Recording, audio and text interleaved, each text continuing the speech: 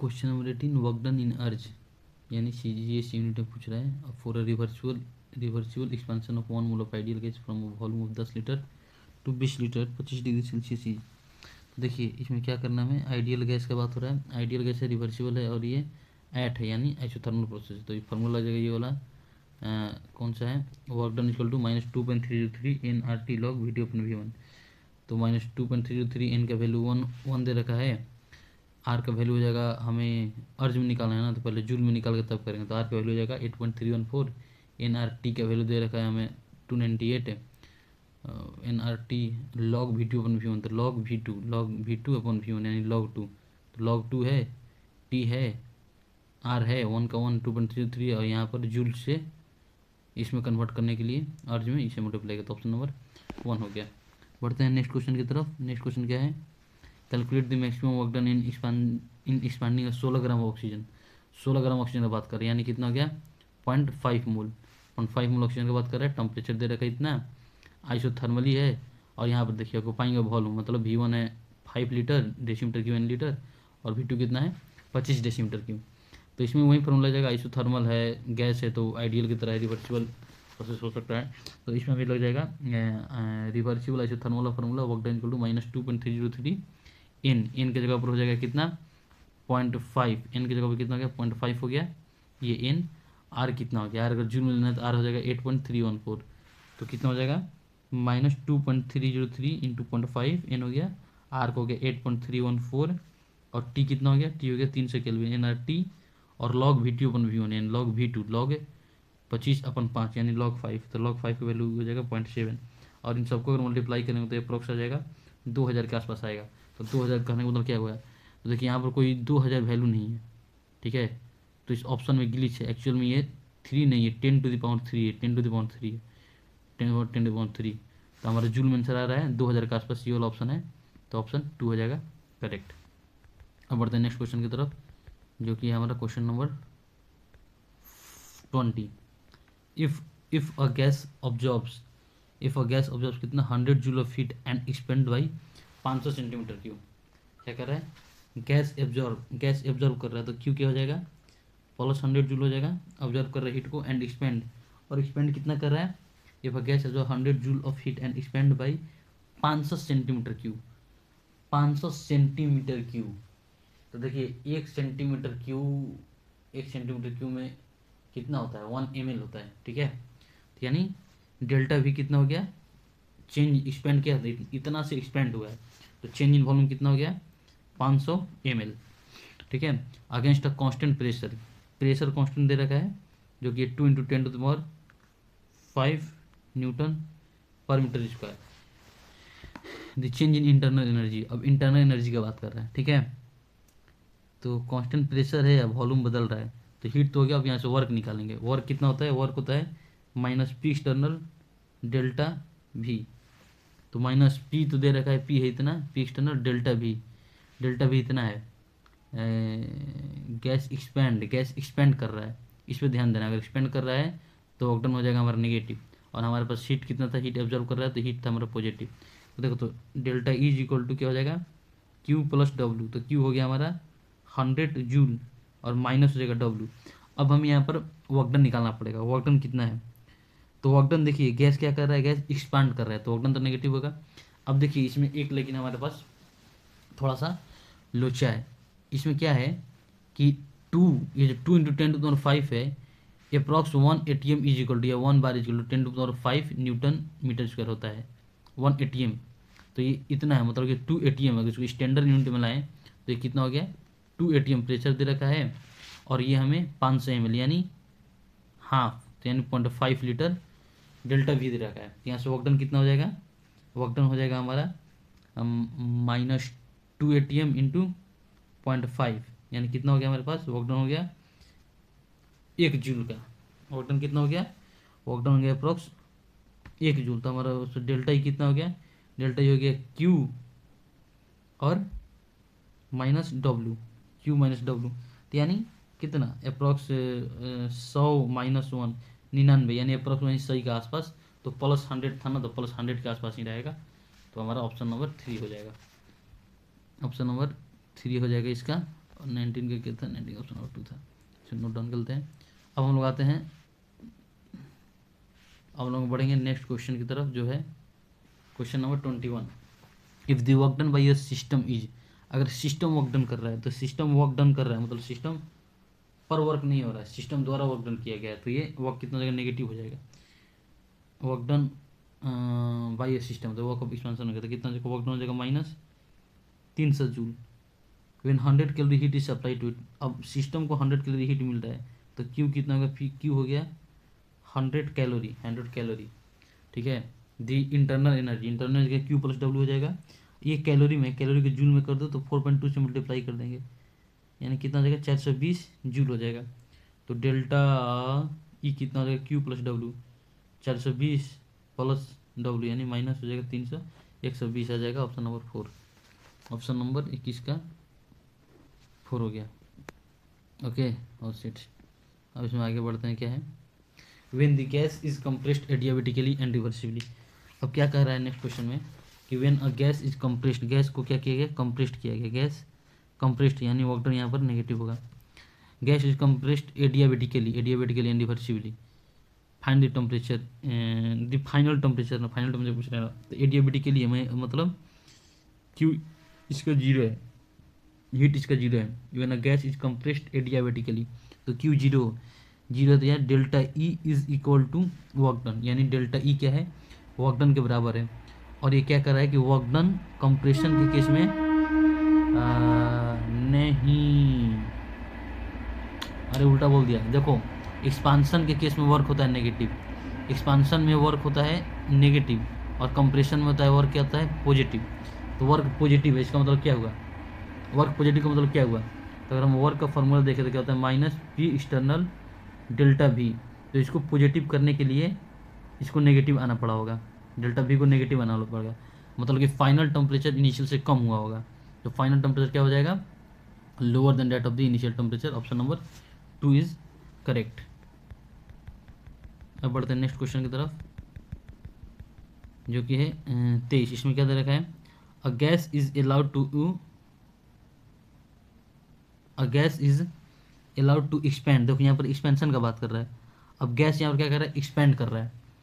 जब गैस यहाँ पर एक्सपेंड कर रहा है एट कांस्टेंट प्रेशर, प्रेशर क्या है, कांस्टेंट है, फ्रॉम अ वॉल्यूम V1 कितना देर का 1 litre, V2 10 litre, against the external pressure, external pressure कितना है 0.5 ATM का, ठीक है।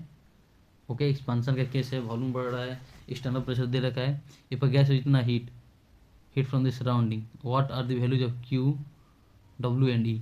अब तीनों का वैल्यू पूछ रहा है। अब देखो यहाँ से जो एक्सपेंशन दे रखा है, वॉल्यूम दे रखा है, और एक्सटर्नल प्रेशर यहाँ से वर्क निकल जाएगा, तो वर्क डन क्या हो जाएगा, -P external delta V, -P -0.5 हो जाएगा ये प्रेशर, और डेल्टा V कितना होगा, डेल्टा V हो जाएगा 9, तो इंटू 9 कर दो, तो 9 × 6 45, -4.5 हो गया क्या, ATM लीटर, इतना ATM लीटर हो गया ना। तो इसको अब ATM लीटर को अगर हम 100 से अगर करें, क्योंकि 1 ATM litre equal to approx 1.1 something joule होता है, तो यानी ये आ जाएगा ऑप्शन के हिसाब से -455 जूल के आसपास आ जाएगा। वर्क कितना है, -455 जूल, ठीक है। वर्क आएगा -455, तो इन्हीं दोनों में से कोई होगा, ये तो फिक्स है। और इतना अगर हीट ऑब्जॉर्व कर रहा है, हीट एब्जॉर्ब कर रहा है, एब्जॉर्ब करना मतलब ये होगा आपका पॉजिटिव, क्योंकि सिस्टम ने हीट लिया है, तो ये पॉजिटिव हो गया, और इसमें से घटाएंगे तो डेल्टा ये आ ही जाएगा, तो ऑप्शन नंबर 1 इसका करेक्ट हो गया, तो इसका हो गया ऑप्शन नंबर 1। अब हम बढ़ते हैं क्वेश्चन नंबर 24 की तरफ। देखिए इस क्वेश्चन में क्या दे रखा है, 2 mole of an ideal gas, ठीक है। आइडियल गैस कितना है, 2 mole of an ideal gas at 2 ATM and 27 degree Celsius are compressed isothermally to half the volume, यानी पहले वॉल्यूम भी था, फिर बाद में V/2 कर दिया गया है, by N external pressure of 4 ATM। अब देखिए यहाँ पर आइडियल गैस दे रखा है, अब यहाँ पर है कि हमें वर्क डन कैलकुलेट करना है। अब मेन यहाँ पर जो हमारा कंसेप्ट है कि वर्क डन का कौन सा फॉर्मूला लगाएं, ठीक है। एक हमने वर्क डन का फॉर्मूला बोला था जहाँ पर आइसोथर्मल रिवर्सिबल प्रोसेस हो, लेकिन यहाँ पर ये प्रोसेस रिवर्सिबल है या इरिवर्सिबल है, ये हमें कैसे पता चलेगा, मेन डिफरेंस यहाँ पर है। देखिए तो किसी भी प्रोसेस को जानने के लिए वो रिवर्सिबल है या इरिवर्सिबल, देखिए रिवर्चुअल प्रोसेस में क्या होता है कि स्मॉल चेंजेस होते हैं, ठीक है, या तो प्रेशर में या तो वॉल्यूम में बहुत थोड़ा थोड़ा चेंज होता है, लिटिल। अगर यहाँ पर आप देखिएगा तो यहाँ पे स्मॉल चेंज नहीं है, लार्ज चेंज है। लार्ज चेंज कैसे है? पहले जो गैस का कंडीशन है वो 2 ATM है, और बाद में इसको किसके इक्वल करना है? एक्सटर्नल प्रेशर 4 ATM के इक्वल करना है। तो ये तो कहीं से स्मॉल चेंज नहीं है। वॉल्यूम में भी देख सकते हैं, डायरेक्ट हाफ से चेंज हो रहा है, जबकि रिवर्सिबल में बहुत ही माइन्यूट छोटे छोटे चेंज होते हैं। तो हमें इससे पता चलता है कि ये क्या है, ये एक इरिवर्सिबल प्रोसेस है, ठीक है, क्योंकि इसमें लार्ज चेंजेज हैं, रिवर्सिबल में स्मॉल चेंज होते हैं। तो इस ऐसे केस में वर्क निकालने के लिए हम फार्मूला अप्लाई करते हैं, work equal to minus P external and delta भी। देखिए पी एक्सटर्नल तो हमारे पास 4 ATM है, अब हमें निकालना है डेल्टा भी। डेल्टा भी यानी V1 और V2, यानी दोनों जब समय है, हाँ तो हाँ अब हमें V1 और V2 का हमें इथी निकालना है वैल्यू। V1 पर कितना वैल्यू था, V2 पर कितना वैल्यू था, क्योंकि इस फार्मूला में रेड minus P external 4 into V by, अगर हम डेल्टा भी निकालें हाफ पर है तो V/2 नहीं लिख सकते, क्योंकि न्यूमेरिकल्स में आया है ऑप्शन देखे तो इसके लिए हमें वॉल्यूम का वहीं क्या निकालना पड़ेगा, डेटा निकालना पड़ेगा। तो देखिए क्योंकि एक आइडियल गैस है, तो आइडियल गैस होने से हमारे पास बेनिफिट हो जाता है कि हम P V equal to NRT direct formula ideal gas equation लगा लेते हैं, ठीक है। तो अब देखिए अगर पहले कंडीशन के लिए अगर हम इनिशियल वॉल्यूम V1 के लिए लगाएं तो फॉर V1 क्या हो जाएगा, NRT अपन P1 हो जाएगा। V1 इक्वल टू, तो N कितना है, 2 मोल का 2 मोल ही है। R कितना है, R हो जाएगा हमारे पास लीटर ATM पर जूल पर मिनट, तो R हो जाएगा हमारे पास 0.0821 वाला हो जाएगा।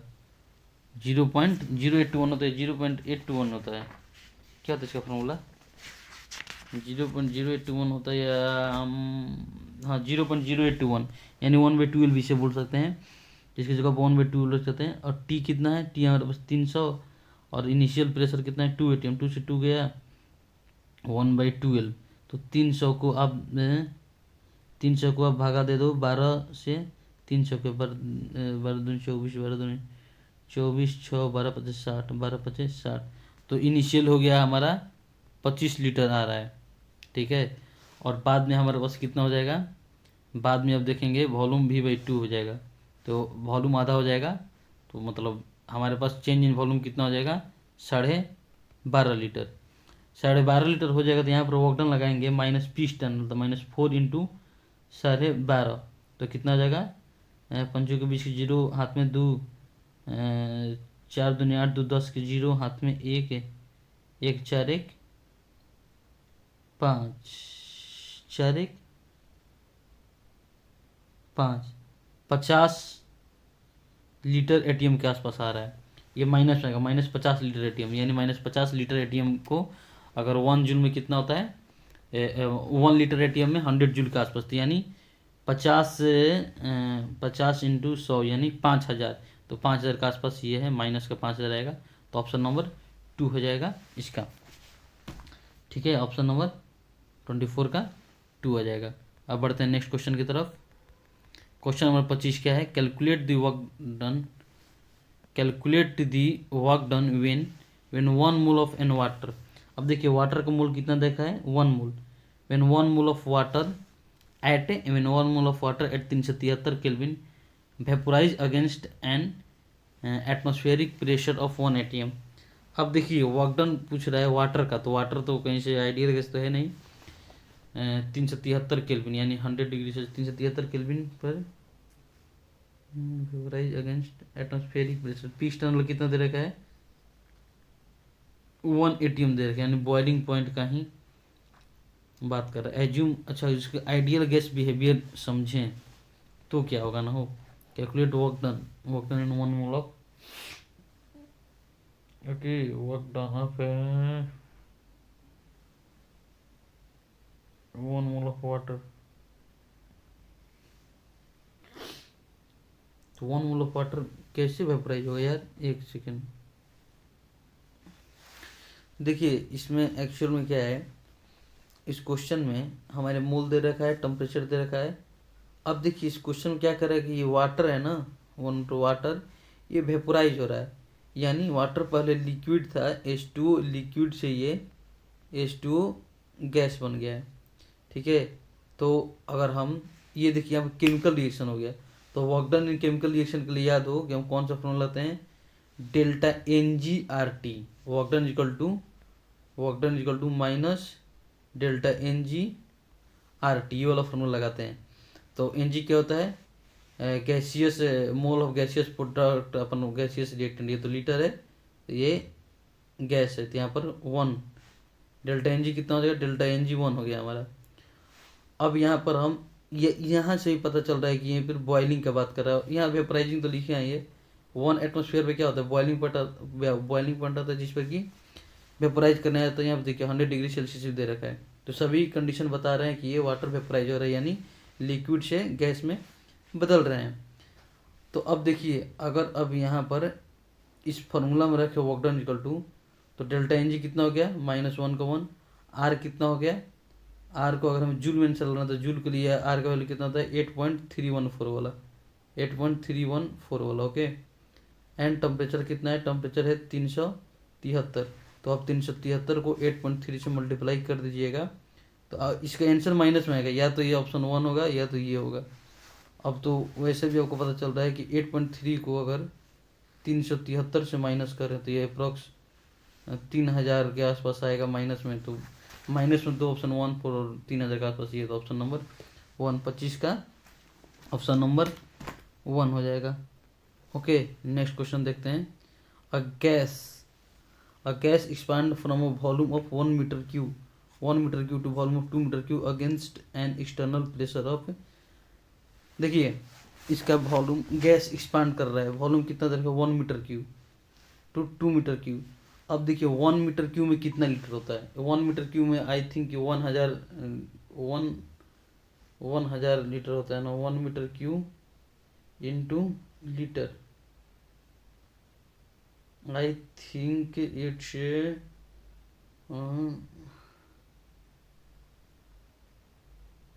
1000 लीटर होता है। तो पहले था 1000 लीटर से एक्सपांड होकर के कितना हो गया, वॉल्यूम हो गया इसका आपका 2000 लीटर। ठीक है, और एक्सपांड हुआ है, तो एक्सपांशन में क्या होता है, माइनस पी एक्सटर्नल डेल्टा भी, तो भी एक्सपांड भी डेल्टा भी पॉजिटिव, तो मतलब वर्क डन नेगेटिव ही आता है, तो इसीलिए सारे ऑप्शन नेगेटिव है। अगेंस्ट एक्सटर्नल प्रेशर कितना दे रखा है, एक्सटर्नल प्रेशर दे रखा है ये इतना, यानी 1 ATM दे रखा है।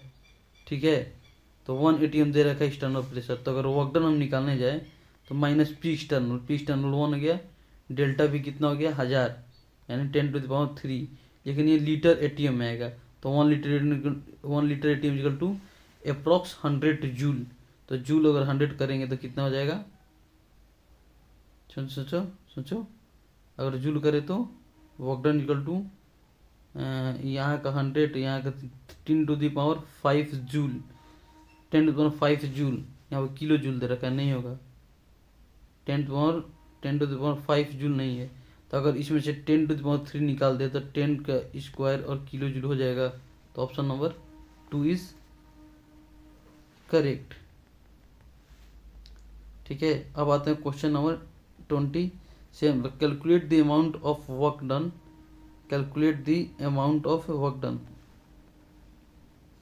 Done by 2 mole of an ideal gas. N कितना दे रखा है, एन का वैल्यू देखा है 2 mole of an ideal gas का बात कर रहा है, 2 mole of an ideal gas eight 298 kelvin, temperature भी दे रखा है, इन रिवर्सिबल आइसोथर्मल एक्सपांसन, इन रिवर्सिबल कह रहा है, रिवर्सिबल है, आइसोथर्मल है, एक्सपांसन है, देखिए खुद दे रखा है कि रिवर्सिबल आइसोथर्मल है, तो अब तो यहाँ पर हमें वो लॉग वाला फार्मूला ही लगाना पड़ेगा। मोल दे रखा है इतना, टेम्परेचर दे रखा है इतना, V1 V2, तो यहाँ फार्मूला लगाएंगे हम लोग, work done equal to -2.303 into N हो गया 2, R कितना हो गया, R हो गया लीटर में दे रखा है ना, और तो लीटर ATM वाला ही लगाते हैं, फिर बाद में इसको जूल में चेंज कर लेंगे क्योंकि वॉल्यूम हमारा लीटर में है, तो लीटर ATM हो जाएगा 1/2 हो जाएगा R का वैल्यू, NR और T कितना है, T है 298, NRT log V1/V2, तो log 2 हो जाएगा, log 2 यानी 0.3 हो जाएगा। तो अगर हम अब यहाँ से निकालने का कोशिश करें तो हमारे पास कितना आ जाएगा वैल्यू। अब देखिए इसको मान के चलिए कि ये हो गया हमारे पास 300 के आसपास मान लीजिए टेम्परेचर को, तो फिर यहाँ से हटाइए एक जीरो और आ गया जीरो, 300 काट दिया, 300 के 12, ये हो गया दो दो दो से ये कर दिया ना, जीरो है, दो आठ में 1.1 माइनस 1.1 300 माइनस 1.1 300 माइनस 1.1 300। ओके, तो ये -300 से ज़्यादा ही आएगा माइनस में, तो ऑप्शन नंबर 1 हो जाएगा इसका। 27 का हो जाएगा ऑप्शन नंबर 1। कैलकुलेशन कर लीजिएगा, काफ़ी आसान है। In which of the following process work behaves as a state function. Work state function की तरह कैसे किस में काम करता है? वर्क स्टेट फंक्शन आइसोथर्मल में वो जीरो होता है तो नहीं करेगा, आइसोकोरिक में वॉल्यूम जीरो हो जाता है तो वर्क जीरो होता है, एडियाबैटिक में क्यू जीरो, यहाँ पर एडियाबैटिक में क्यू जीरो होता है, delta E is equal to Q plus W, तो ये जीरो हो गया तो W is equal to delta E, तो यहाँ पर होता है एडियाबैटिक, यानी ऑप्शन नंबर 3 हो जाएगा इसका। न हो a gas expand by 0.5 liter against the constant pressure of 1 atmosphere, calculate the work done। क्या कर रहा है? गैस एक्सपैंड कर रहा है 0.5 लीटर से against the constant pressure of 1 ATM है प्रेशर, डेल्टा भी है इतना, एक्सपैंड कर रहा है तो वर्क डन नेगेटिव आएगा, वर्क डन नेगेटिव हो जाएगा। 1 एटीएम 1 इंटू में 0.5, तो 0.5 लीटर एटीएम, 0.5 लीटर एटीएम आ गया, तो 0.5 का कितना आ गया अप्रॉक्स 50 जूल के आसपास। अगर इसे कैलोरी में करें तो कैलोरी में 4.2 से कर दो तो बरचौक 48, तो कितना हो जाएगा हमारा क्या था वर्क डन नेगेटिव में बरचौक 48, तो -12 कैलोरी के आसपास आएगा, ऑप्शन नंबर 3। 29 का 3 हो जाएगा। अब आते हैं 30 नंबर क्वेश्चन में। Now a gas contains in a cylinder fitted with a frictionless piston expand against a constant pressure 1 atm from volume 4 से 14 लीटर, तो डेल्टा भी हो गया 10। गैस सिलेंडर में फिटेड है, फ्रिक्शनलेस एक्सपांड कर रहा है, कांस्टेंट प्रेशर का एक्सपांड कर रहा है, इट एब्जॉर्ब 800 जूल, हीट कितना हो गया एब्जॉर्ब कर रहा है, प्लस 800 हो गया, हीट हो गया प्लस 800, 7 डिटरमाइन डेल्टा ई। अगर एक्सपांड कर रहा है तो वर्कडन नेगेटिव हो जाए, तो वर्कडन नेगेटिव कर देंगे तो वर्कडन कितना देगा इसका, वर्कडन 1 इंटू में 10, तो 10 लीटर एटीएम, तो 10 लीटर एटीएम में 100 से गुना कर देंगे, तो 100 से कर देंगे तो हमारे पास अप्रोक्स 1000 माइनस का आ जाएगा, ये 1000 आ जाएगा माइनस के ये, और 800 ये, तो -1800 प्लस तो -200 के आसपास कुछ आएगा वैल्यू, तो ये हो जाएगा ऑप्शन नंबर 3। तो इस तरह से हमारा ये एक्सरसाइज कंप्लीट हुआ। धन्यवाद।